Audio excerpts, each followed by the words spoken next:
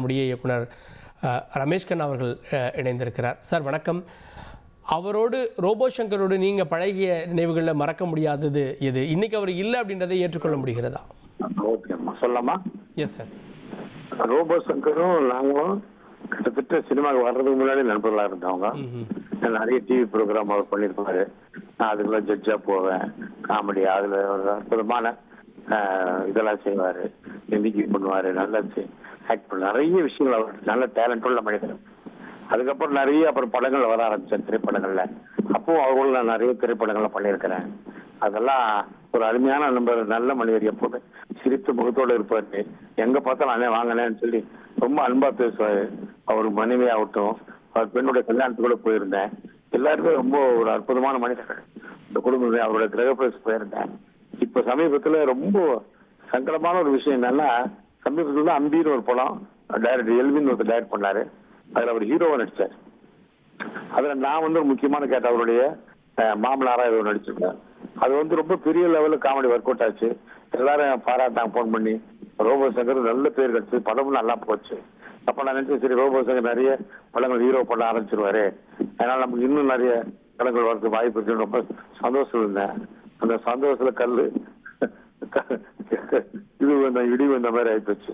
ஆக்சுவலா பாத்தீங்கன்னா இது எனக்கு பொறுத்த வரைக்கும், மற்றவங்களுக்கு எப்படி தெரியும், என்ன பொறுத்த எனக்கு ரொம்ப வருத்தமான விஷயம். ஏன்னா என்னை சுத்தி நெருங்கிய நண்பர்கள் சமீப காலமா அதிகமா இறந்துட்டே இருக்கிறேன். விவேக்ல ஆரம்பிச்சு, விவேக்லாம் எனக்கு அவ்வளவு ஃப்ரெண்ட். எல்லாருமே சினிமாக்கு வர்றதுக்கு முன்னாடி ஃப்ரெண்டு. விவேக் ஆகட்டும், மயில் சாமி ஆகட்டும், மனோபாலா, டிவி கஜாதன், நிக்காட் சக்கரவர்த்தி, எவ்வளவு பேர் சொல்றது எனக்கு ஒன்றுமே புரிய மாட்டேங்குது. ஏன் அப்படி ஆகுதுன்னு எனக்கு தெரிய மாட்டேன். எல்லாரும் ரொம்ப நெருங்கிய வட்டம்லாம் நம்மளை விட்டு போகும்போது நம்ம ஒரு அனாதையா விடப்படுற ஒரு ஃபீலிங் இருக்குது எனக்கு உண்மையிலே. என்னன்னா நமக்கு யாருமே இல்லையா, நமக்கு நட்பு வட்டம் இல்லையா, அப்படி போயிடுமான்னு சின்ன பயம் வந்துடுது எனக்கு.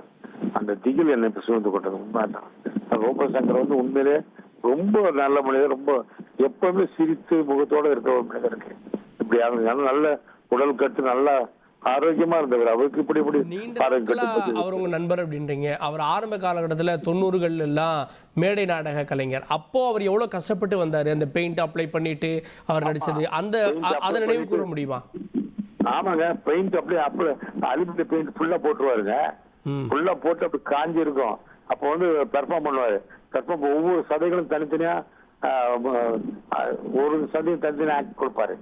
ஒவ்வொரு, அதாவது மசில்ஸ், கை மசில்ஸ் ஆகட்டும், செஸ்ட் மசில் எல்லாத்தையும் தனித்தனியா பண்ணி, பேக் மசில்ஸ் எல்லாம் பண்ணி ரொம்ப அற்புதமான, அது ரொம்ப கஷ்டமான. ஏன்னா பெயிண்ட் காஞ்சி உடம்பு ரொம்ப பரிதாபமா இருக்கும். ஆனா அப்படி எல்லாம் கஷ்டப்படும் போது அவருக்கு உடல்ல எந்த பாதிப்பும் வரல.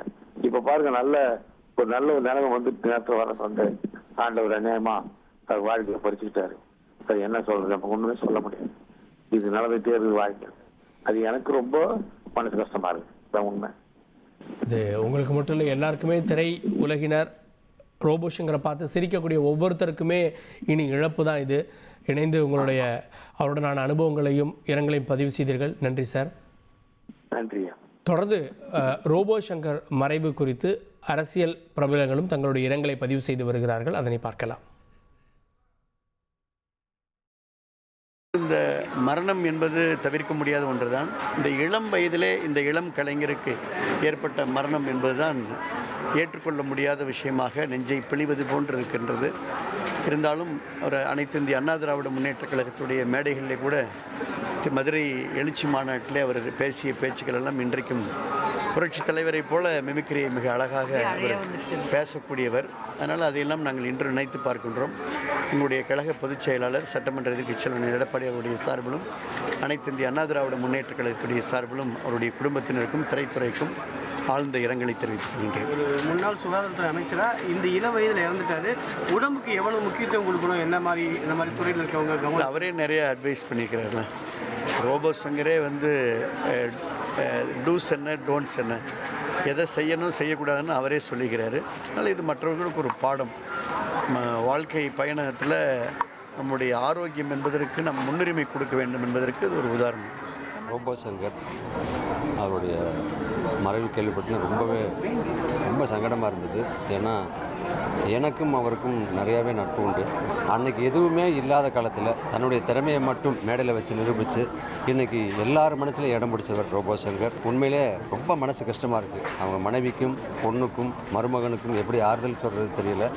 அவங்க குடும்பத்தார் அனைவருக்கும் எனது மனமார்ந்த ஆழ்ந்த இரங்கலை தெரிவிச்சுக்கிறேன். தம்பி ரோபோ சங்கர் வெகு நாட்களாக என்னுடைய நல்ல நண்பர். பொதுவாக ஒரு மரணம் சினிமா மரணம்னா அது மதுவின் அடிப்படையில் தான் வந்திருக்குன்றது உண்டு. இது ரோபோ சங்கருக்கு முன்னாடி என்னென்னா, அவர் ரோபோவாக இருக்கும்போது இந்த ஸ்டீல் பெயிண்ட்லாம் போட்டு ஸ்டேஜில் நிறையா உடம்பு ஃபுல்லாக ஸ்டீல் பெயிண்ட்டை பூசிட்டு அதை ஷோலாம் பண்ணுவார். அப்புறம் டெய்லி கெரசின் போட்டு உடம்புல இருக்கிற பூரா துடைக்கணும். ஒரு ஷோ போயிட்டு ஒரு ஷோவில் நடித்தா 300 ரூபா. அந்த துடைச்சதில் இந்த ஸ்கின்னில் இருக்கிற எண்ணமெல்லாம் போய் ஆல்ரெடி அவருடைய இளமையிலே அவருக்கு ஒரு ஜாண்டிஸ் இருந்தது. உடம்பை பத்திரமா பார்த்துக்க வேண்டியது ரொம்ப அவசியம். இல்லைன்னா 46 வயசுன்றது மரணம் அடைகிற வயசு இல்லை. இதை தவிர வேறு நாங்கள் என்ன சொல்ல போகிறோம். உங்கள் குடும்பத்தார் அனைவருக்கும் என்னுடைய ஆழ்ந்த இரங்கலை தெரிவிச்சு. இனி செல்லும் இடமெல்லாம் செய்தி. தந்தி டிவியின் வாட்ஸ்அப் சேனலை ஃபாலோ பண்ணினா செல்ல இருக்கும் இடமெல்லாம் செய்தி. இதோ QR கோட் இப்பவே ஸ்கேன் பண்ணுங்க, ஃபாலோ பண்ணுங்க.